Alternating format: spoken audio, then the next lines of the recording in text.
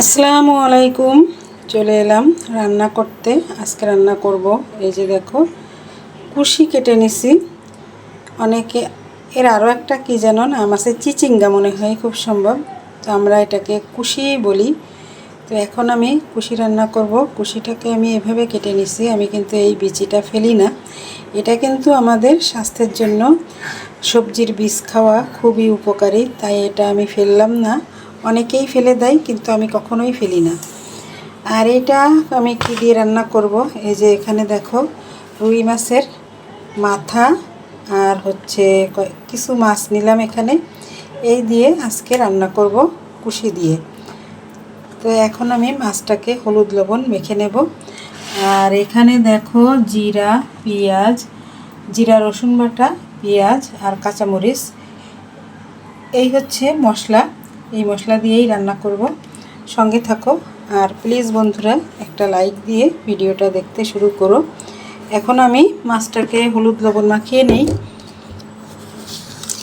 হলুদ লবণ মাখিয়ে কিন্তু কিছুক্ষণ রেখে দিতে পারলে বেশি ভালো হয়।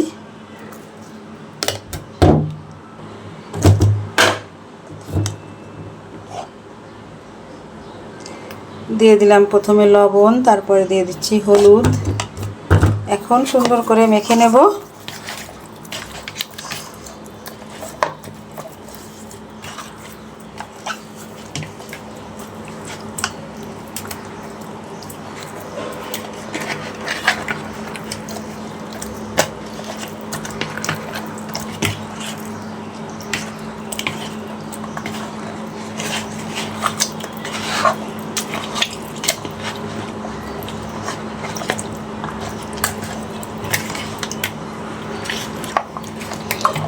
হয়ে গেল হলুদ লবণ মাখানো। হলুদ লবণ মাখানো হয়ে গেল। এখন আমি মাছ ভেজে নেব। তার জন্য চুলায় কড়াই বসানো হয়ে গেছে। চুলাটা আমি অন করে দিলাম। এখন কড়াইটা গরম হলে তেল দিয়ে দেব। মাছ ভাজার জন্য কড়াইটা পর্যাপ্ত গরম হয়ে গেছে। এখন তেল দিয়ে দিচ্ছি। তেলটাকে একটু চতুর্দিকে ছড়িয়ে দেব।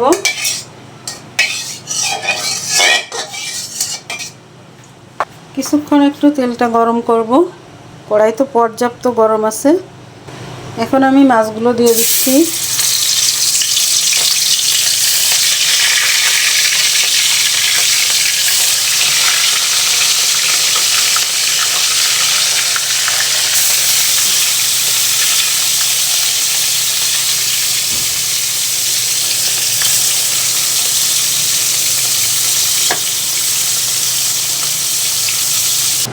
দেখো আমার মাছ ভাজা হয়ে গেল, লাল লাল করে মাছগুলো ভেজে নিছি। এখন চলো তরকারিটা চড়াই। দেখো আমি প্রথমে পেঁয়াজগুলো দিয়ে দিচ্ছি। পেঁয়াজগুলো দিয়ে একটু লাল লাল করে ভেজে নেব। মাছ ভাজা তেলের ভিতরে দিয়ে দিলাম পেঁয়াজ।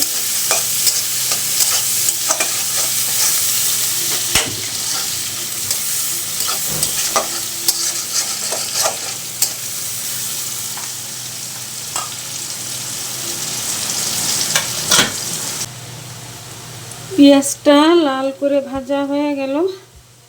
এখন দিয়ে দিচ্ছি রসুন আর জিরা বাটা।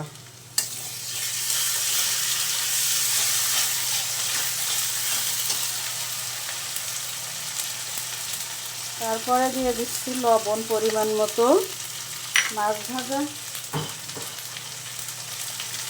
তারপরে দিয়ে দিচ্ছি হলুদ পরিমাণ মতো।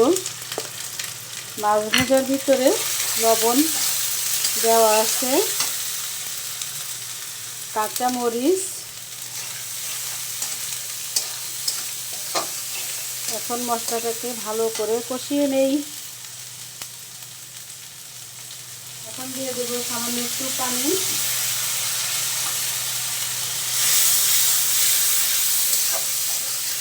কিছুটা কাঁচামরিচ রেখে দিলাম, এটা পরে দেব।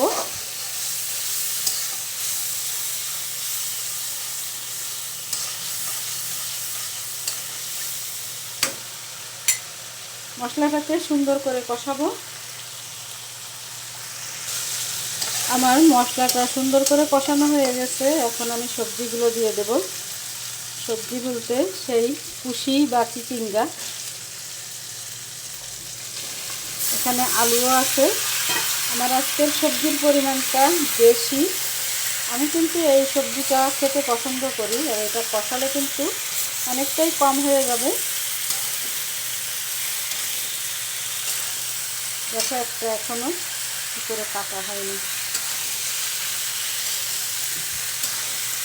এখন সবজিটাকে ভালো করে কষালে কিন্তু অনেকটা কমে যাবে।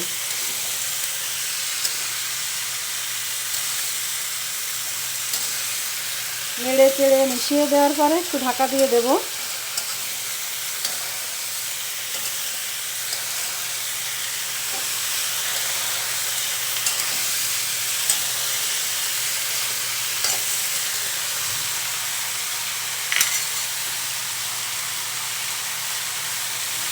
এই সময় আমি চুলার আঁচটা একটু কমাই দিচ্ছি।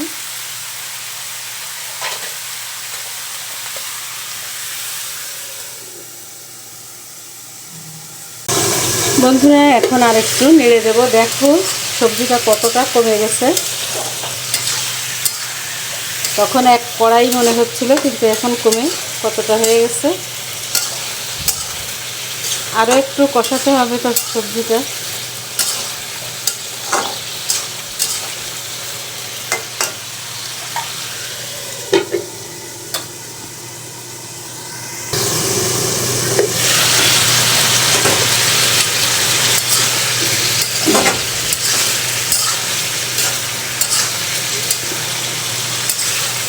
সবজিটা আমি আরও একটু নেড়ে দিলাম।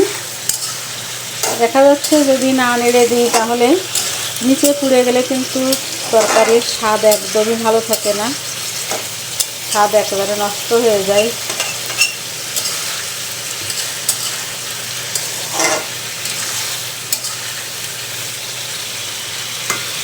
আর আমি ঢাকা দেবো না, এরপরে আমি ঝোলের পানিটা দিয়ে দেব। বন্ধুরা আমার সবজি কষানো হয়ে গেল। এখন আমি ঝোলের জন্য পানি দিয়ে দেবো। পানিটা অবশ্যই গরম করে দেবে। তোমরা যদি এভাবে রান্না করো তাহলে আমি এখানে গরম পানি দিয়ে দিলাম। এই তরকারিটা আমি একটু ঝোল রেখে রান্না করব, তাই ঝোলের পরিমাণটা একটু বেশিই দেব, কারণ মাছেও জাল হবে।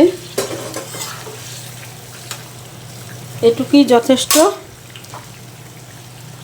এখনই দেখো ঝোলটা ফুটে উঠলো, আর আমি এখানে মাছগুলো দিয়ে দেব।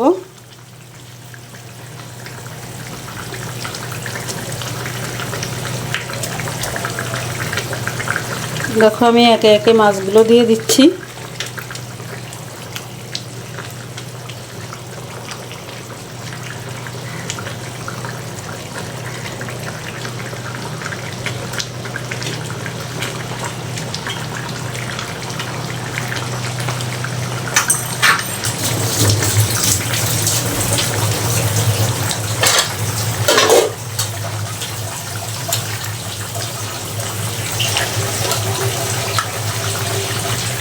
একটু ঝোলের সঙ্গে মিশিয়ে দেব, তাহলে মাছের ভিতরেও ঝোলটা ঢুকবে। আর এখন আমি যে বাকি কাঁচামরিচগুলো রেখে দিয়েছিলাম সেগুলো এখানে দিয়ে দিচ্ছি।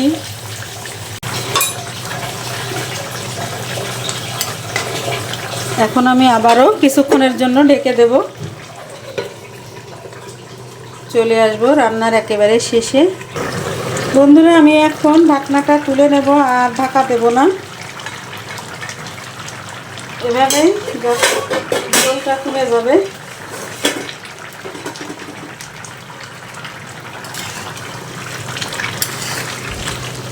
এখন আমি একটু লবণ চেখে দেখব।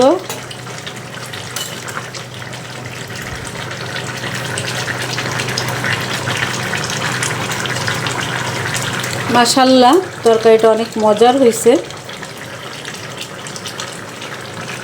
এরকম মজার তরকারি হলে কিন্তু ভাত ঝোল ঝোল তরকারি হলে ভাতের পরিমাণও কিন্তু বেশি লাগে। তোমরা যারা এভাবে খাও না তারা একবার খেয়ে দেখো, অসম্ভব মজা।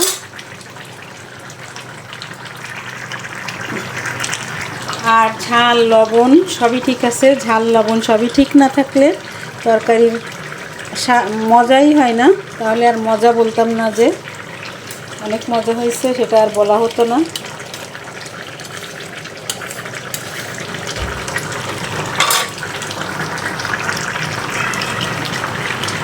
বন্ধুরা, আমার আজকের রেসিপি কমপ্লিট। এখন আমি চুলাটা বন্ধ করে দেব, এটুকুই ঝোল রাখবো। কার কার ভালো লাগে কমেন্টের মাধ্যমে জানাবে। আজকের মতো এ পর্যন্তই। চলে আসবো নতুন দিনে নতুন কোনো ব্লগ ভিডিও বা রেসিপির সঙ্গে। সবাই সাথে থেকো, পাশে থেকো, এই কামনা করে আজকের মতো বিদায় নিচ্ছি। আল্লাহ হাফেজ, আসসালামু আলাইকুম। এখন 8